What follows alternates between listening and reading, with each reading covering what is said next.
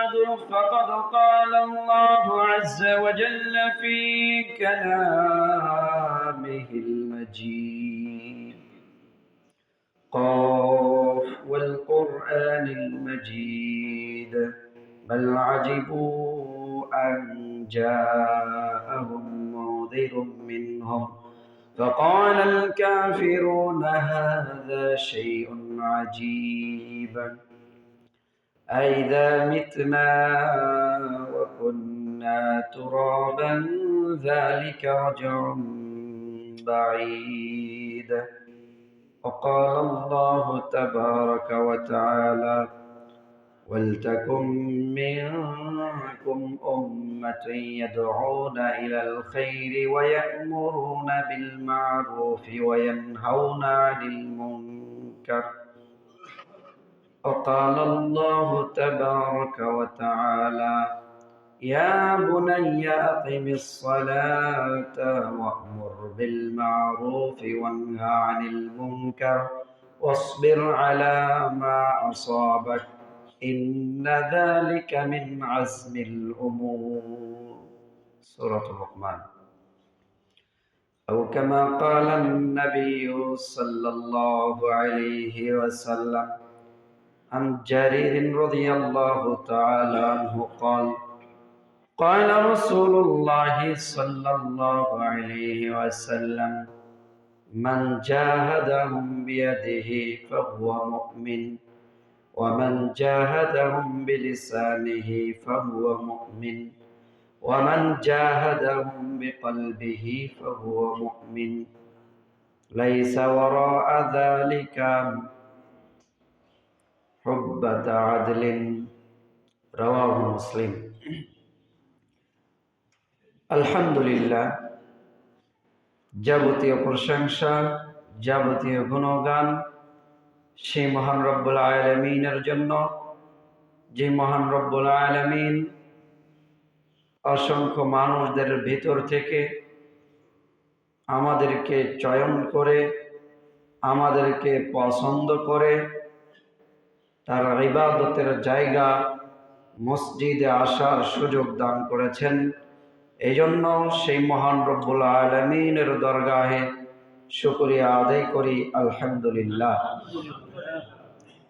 দরুদ ও সালাম বর্ষিত হোক আমাদের এই সকলের ওই আদর্শ, পৃথিবীর সকল মানুষের ওই আদর্শ মুহাম্মদুর রাসূলুল্লাহ সাল্লাল্লাহু আলাইহি ওয়াসাল্লামের প্রতি, যার আদর্শকে বাস্তবায়ন করলে ইহকালীন শান্তি পরলৌকিক মুক্তি, সেই মহান মানবের প্রতি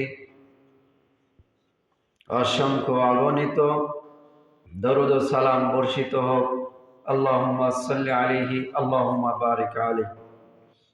উপস্থিত মুসল্লায়ানে কেরাম, আজকে আমি আপনাদের সামনে সংক্ষিপ্ত পরিসরে যেই বিষয় সম্পর্কে আলোকপাত করব সেটি হচ্ছে সৎ কাজের আদেশ, অসৎ কাজ থেকে নিষেধ। সৎ কাজের আদেশ করা, অসৎ কাজ থেকে নিষেধ করা প্রত্যেকটি মুমিন ব্যক্তির একটি দায়িত্ব ও কর্তব্য।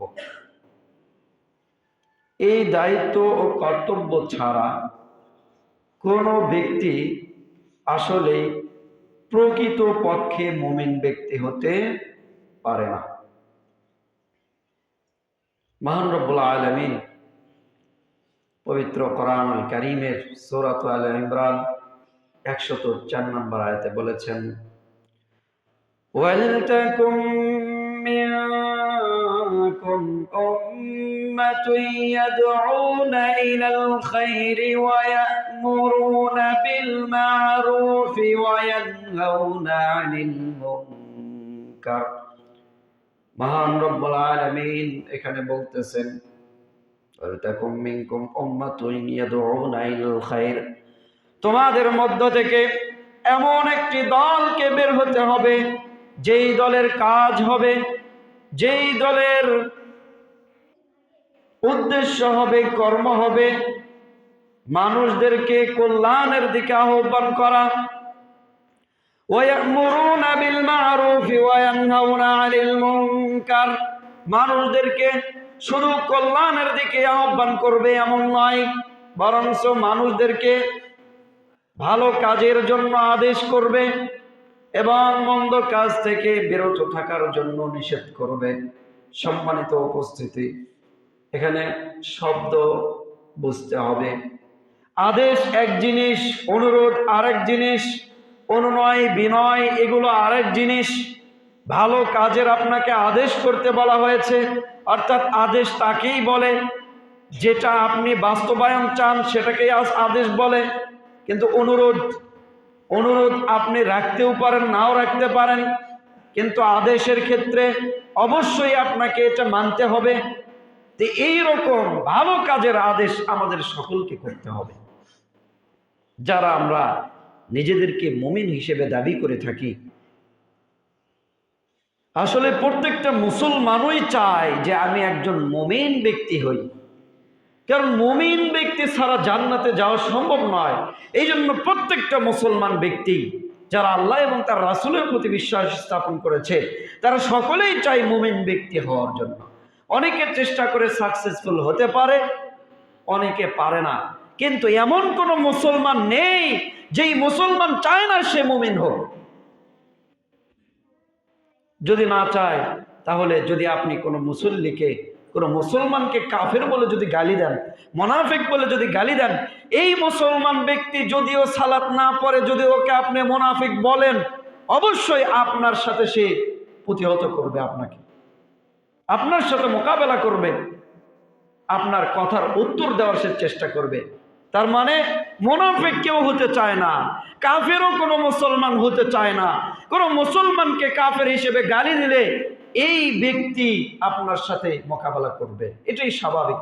কিন্তু এই মুসলমানই কাজে ক্ষেত্রে কর্মে অলসতার কারণে যে অনেক সময় নিফাকি কাজ করে, এটা কিন্তু সে ধরবে না।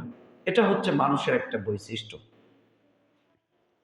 এই জন্য ভালো মানুষ হতে হলে, মুমিন ব্যক্তি হতে হলে নিজেকে মুমিন হতে হবে। হওয়ার সাথে সাথে আমার সামর্থ্য অনুযায়ী আমার চতুর্পাশে যারা রয়েছে, আমার সমাজে যারা রয়েছে, তাদেরকেও ভালো কাজের দিকে আহ্বান করতে হবে, তাদেরকেও ভালো কাজের আদেশ আমাকে করতে হবে, তাদেরকেও মন্দ কাজ থেকে বিরত থাকার আদেশ আমাকে করতে হবে। দেখুন আল্লাহ রাব্বুল আলামিন পবিত্র কোরআনুল কারীমের অন্য জায়গায় বলেছেন, والمؤمنون والمؤمنات بعضهم أولياء بعض, একজন মুমিন ব্যক্তি নারী পুরুষ তারা উভয়ের শুভাকাঙ্ক্ষী। একজন মুমিন নারী, মুমিন পুরুষ, মুমিনা নারী, তারা সকলেই সকলের জন্য শুভাকাঙ্ক্ষী। বা'দুহুম বা'দ বলতে একজন আরেকজনের অংশ। يأمرون بالمعروف وينهون عن المنكر ويقيمون الصلاة ويؤتون الزكاة ويطيعون الله ورسوله। এরপরে আল্লাহ রাব্বুল আলামিন বলতেছেন যে একজন নারী পুরুষ যারা মুমিন তারা একে অপরের অংশ। অতএব প্রত্যেকটা শুভাকাঙ্ক্ষী যারা, আপনার আমার যারা শুভাকাঙ্ক্ষী, তাদেরকে অবশ্যই আপনার আমার ভালো চাইতে হবে। যদি কোনো ব্যক্তি আপনার ভালো না চায়, এই ব্যক্তি কখনোই আমার শুভাকাঙ্ক্ষী নয়। আমার শুভাকাঙ্ক্ষী তাই, আমার বন্ধু তাই, আমার মহব্বতের ব্যক্তি তাই, যেই ব্যক্তি আমার ইহকালীন কল্যাণ পরকালীন কল্যাণ চাই, এই ব্যক্তি আমার প্রকৃত বন্ধু। এই জন্য আল্লাহ রাব্বুল আলামিন বলেছেন প্রত্যেকটা মুমিন নারী পুরুষ তারা সকলেই একে অপরের অংশ, একে অপরের শুভাকাঙ্ক্ষী। অতএব তোমরা কি করো? ইয়া'মুরুনা বিল মা'রুফ ওয়া ইয়ানহাউনা আনিল মুনকার। তোমরা যেহেতু পরস্পরের শুভাকাঙ্ক্ষী, এই জন্য তোমাদের যারা শুভাকাঙ্ক্ষী আছে তাদেরকে ভালো কাজের জন্য তোমরা অবশ্যই আদেশ করবে এবং মন্দ কাজ থেকে তাদেরকে নিষেধ করবে। আরো কি করবে? ওয়ায়ুকিমুনাস সালাতা ওয়া ইউতুনাজ যাকাতা ওয়া ইউতিউনাল্লাহা ওয়া রাসূলা।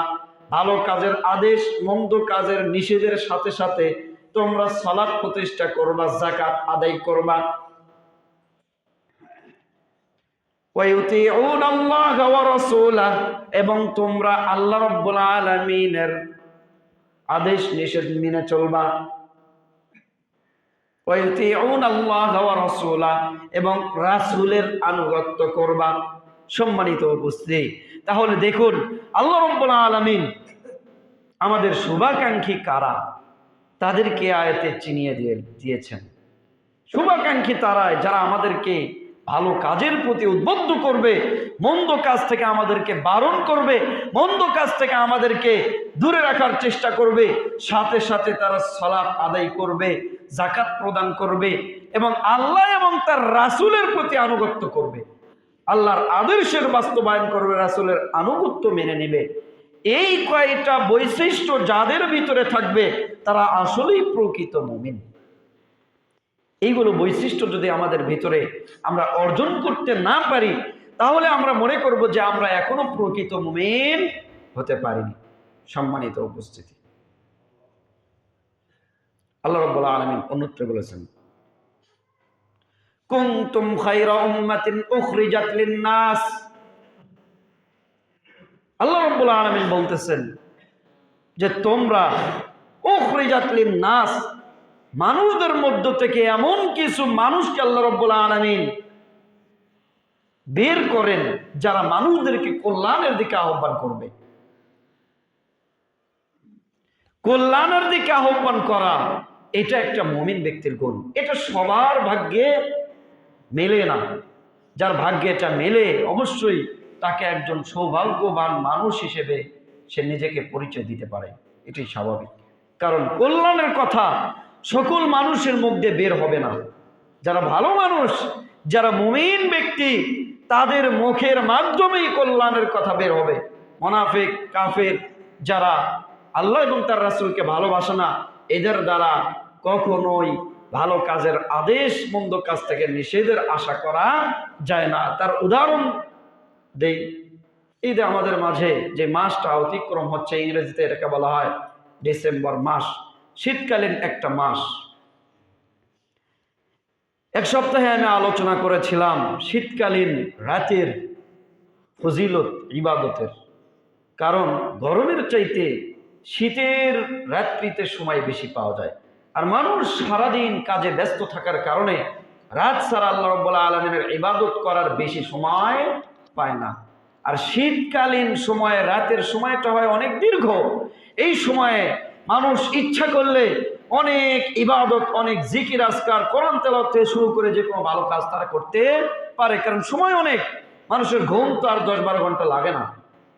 6 ঘন্টা ঘুম পারলে একজন মানুষের জন্য যথেষ্ট। বাকি সময় কি করবে মানুষ? আল্লাহর ইবাদত করবে, যারা ভালো মানুষ।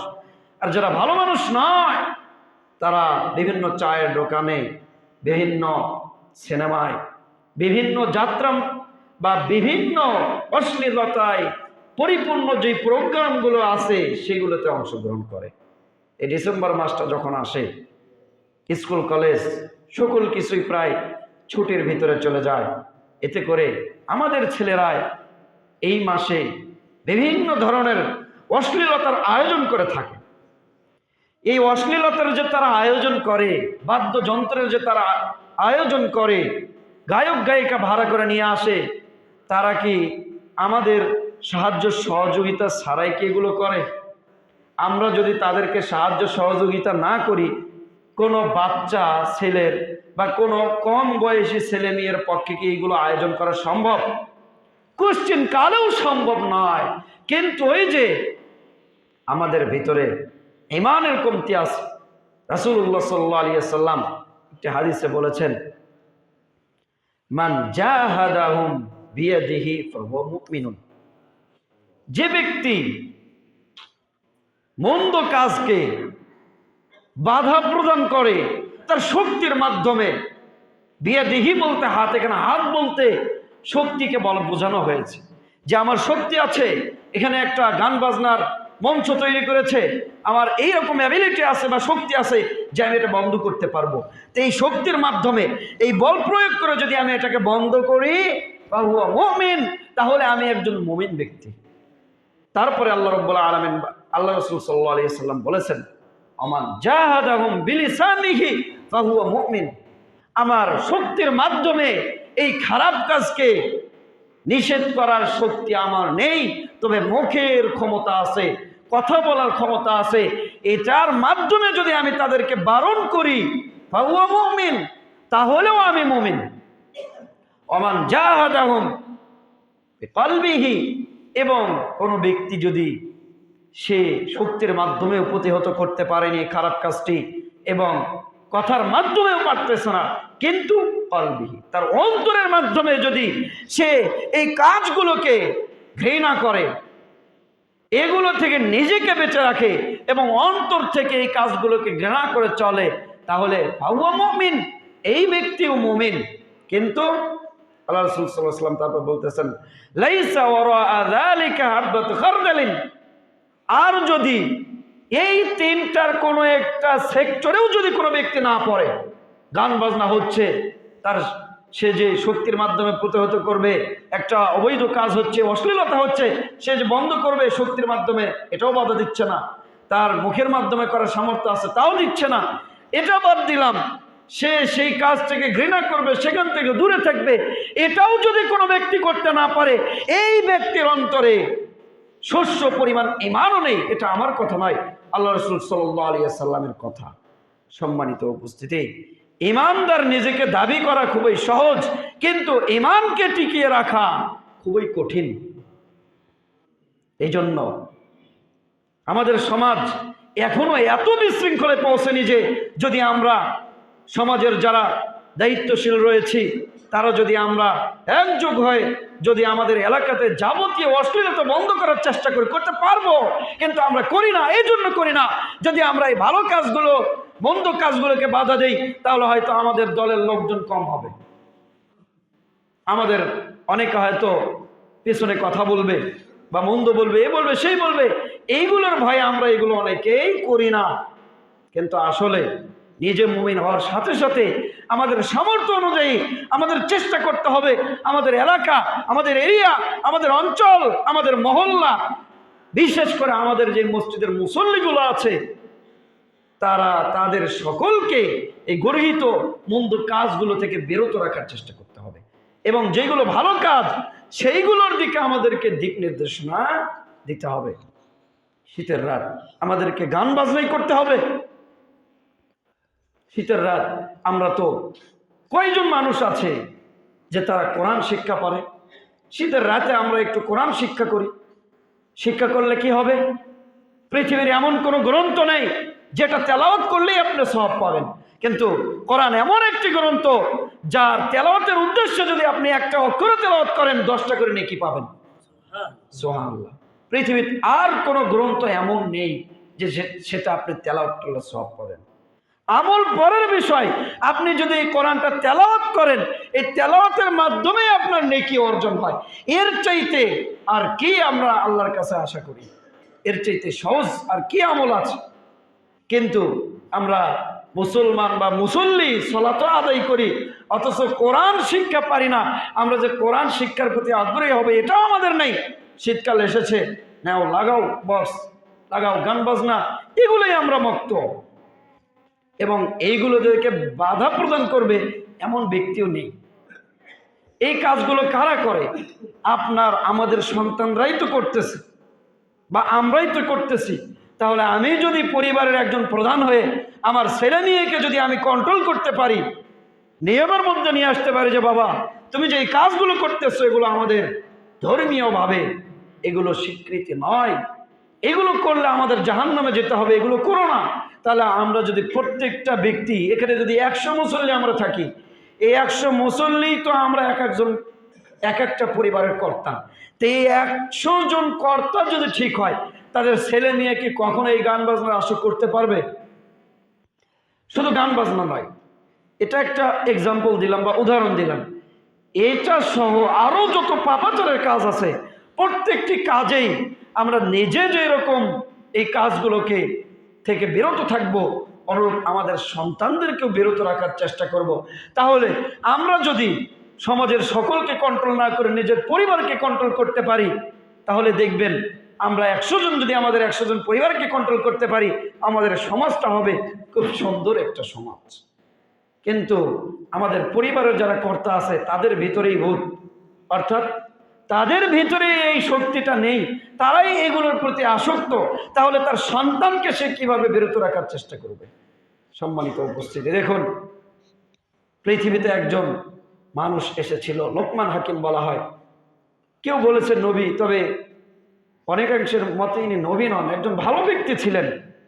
এই লোকমান হাকিমের কথা আল্লাহ রাব্বুল আলামিন পবিত্র কোরআনুল কারীমে উল্লেখ করেছেন। তাহলে কত ভালো ব্যক্তি তিনি ছিলেন।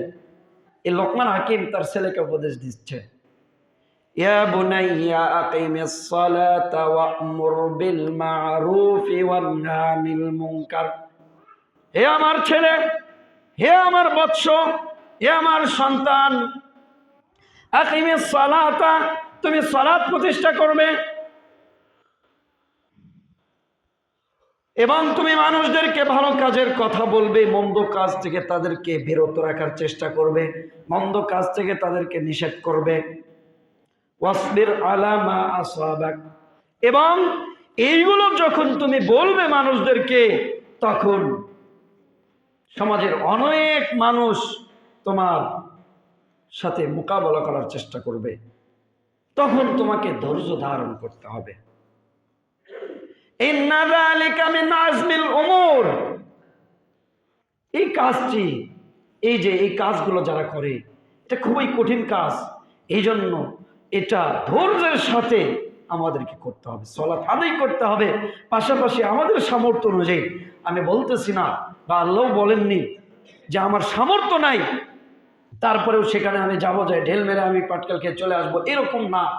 আপনার সামর্থ্য যতটুকু আছে ততটুকু অনুযায়ী আপনি চেষ্টা করবেন আপনি ভালো কাজ প্রতিষ্ঠা করার, মন্দ কাজ নিষেধ করার। আল্লাহ রাব্বুল আলামিন আমাদের সকলকে ভালো কাজের প্রতি মানুষদেরকে উদ্বুদ্ধ করার এবং মন্দ কাজ থেকে মানুষদেরকে আমাদেরকে বিরত রাখার এই কথাগুলো বলার সুযোগ ও তৌফিক দান করুন, আল্লাহুম্মা আমিন। সম্মানিত উপস্থিতি, আসলে যারা মুমিন হয় তারা নিজের চিন্তার সাথে সাথে তারা তাদের প্রত্যেকটি মুমিন ভাইদের জন্য, প্রত্যেকটি মুমিনা বোনদের জন্য তারা চিন্তা করে। শুধু আমি একা বাঁচবো, একা বেঁচে একাই মুমিন হয়ে জান্নাতে যাব, এরকম আশা করাটাও ভুল। আমাদের সামর্থ্য অনুযায়ী আমাদের সকলকে সাথে নিয়ে জান্নাতে যাওয়ার চেষ্টা করতে হবে। আল্লাহ রাব্বুল আলামিন আমাদের সকলকে এইরকম প্রচেষ্টা করার আমাদেরকে সুযোগ দান করুন, আল্লাহুম্মা আমিন। সম্মানিত উপস্থিতি, সমাজের এরকম যে কোনো ভালো কাজে আমরা সেগুলোকে প্রতিষ্ঠা করার জন্য সাহায্য সহযোগিতা করব, এবং যেগুলো মন্দ কাজ হোক, সেটা যে ধরনের কাজে হোক না কেন। রাসূলুল্লাহ সাল্লাল্লাহু আলাইহি ওয়াসাল্লাম একটি হাদিসে বলেছেন, আফজালুল জিহাদ, মানে জিহাদের মধ্যে উত্তম জিহাদ হচ্ছে জালেম শাসকের নিকটে হক কথা তুলে ধরা। জিহাদ শুধু অস্ত্রের মাধ্যমে কাফেরদের সাথে যুদ্ধ করাই জিহাদ নয়, একজন জালেম শাসকের কাছে সত্য কথাটা তুলে ধরাও একটা কি জিহাদ। এই জন্য আসলে আমরা চেষ্টা করতে পারি, সফলতা আল্লাহর হাতে। চেষ্টার আমাদের কোনো কমতি রাখা যাবে না মুমিন হওয়ার জন্য। তাহলে আল্লাহ রাব্বুল আলামিন আমাদেরকে মুমিন হিসেবে হয়তো গ্রহণ করবেন। কিন্তু যদি আমাদের আগ্রহই না থাকে, চেষ্টায় না থাকে, তাহলে আল্লাহ রাব্বুল আলামিন আমাদেরকে কিভাবে মুমিন হিসেবে গ্রহণ করবেন? এজন্য আল্লাহ রাব্বুল আলামিন আমাদের সকলকে যাবতীয় ভালো কাজের প্রতি মানুষদেরকে আহ্বান করার এবং মন্দ কাজ থেকে মানুষদেরকে বিরত রাখার দাওয়াতটিও আমাদেরকে দেওয়ার তৌফিক দান করুন, আল্লাহুম্মা আমিন। আল্লাহ রাব্বুল আলামিন আজকে যতটুকু আলোচনা করা হলো, এই আলোচনাগুলো আমাদেরকে বুঝে সেই অনুযায়ী আমল করার তৌফিক দান করুন, আল্লাহুম্মা আমিন। রব্বুল আলামিন আমাদের মাঝে এখনো যারা আমরা বিভিন্ন পাপাচারে লিপ্ত রয়েছি, রব্বুল আলামিন তুমি আমাদেরকে যাবতীয় পাপাচার থেকে দূরে রাখার দূরে রাখার তৌফিক দান করো আল্লাহুম্মা আমিন। রব্বুল আলামিন আমরা সকলেই যাতে নিজে ইমানদার হওয়ার সাথে সাথে সকলেরই ইমানদার হওয়ার আশা কামনা করতে পারি, আল্লাহ রব্বুল আলামিন আমাদেরকে সেই সুযোগ দান করুন, তৌফিক দান করুন, আল্লাহুম্মা আমিন। এবং রব্বুল আলামিন আমাদের মাঝে যারা অসুস্থ রয়েছে তাদেরকে আপনি শিফায়ে কামিলা আজিলা দান করুন, আল্লাহুম্মা আমিন। রব্বুল আলামিন আমাদের মাঝে যে সকল ভাইরা ঋণগ্রস্ত রয়েছে, রব্বুল আলামিন তুমি তাদের ঋণগুলোকে পরিশোধ করার তৌফিক দান করো, আল্লাহুম্মা আমিন। রব্বুল আলামিন আমাদের মাঝে যেই সকল হিংসা কিনা রয়েছে সকল হিংসা কিনাকে দূরে রেখে আমাদের সকলকে একদম পরস্পর ভাই ভাই হওয়ার তৌফিক দান করো, আল্লাহুম্মা আমিন। রব্বুল আলামিন তুমি আমাদের সকলকে দয়া করো, রহম করো, আমাদের সকলকে ক্ষমা করো। রব্বুল আলামিন আমাদের মাঝ থেকে যারা বিদায় নিয়েছে, যেই সকল ভাইয়েরা যেই সকল বোনেরা আজকে কবরে শুয়ে আছে, রব্বুল আলামিন জানি না তাদের কবরের কি অবস্থা, রব্বুল আলামিন তুমি আমাদের দোয়ার বদলতে তাদেরকে জান্নাতে যাওয়ার পথ সহজ করে দাও, আল্লাহুম্মা আমিন। রব্বুল আলামিন তুমি আমাদের সকলকে যারা আমরা আসলে পৃথিবীতে নিজেদেরকে ইমানদার দাবি করে থাকি, রব্বুল আলামিন তুমি পৃথিবীর সকল ইমানদার ব্যক্তিদেরকে ক্ষমা করে দাও, আল্লাহুম্মা আমিন। এই বলে আমি আমার সংক্ষিপ্ত জুমার খুতবা এখানে ইতি করছি। ওয়া আখিরু দাওয়ানা আলহামদুলিল্লাহি রাব্বিল আলামিন।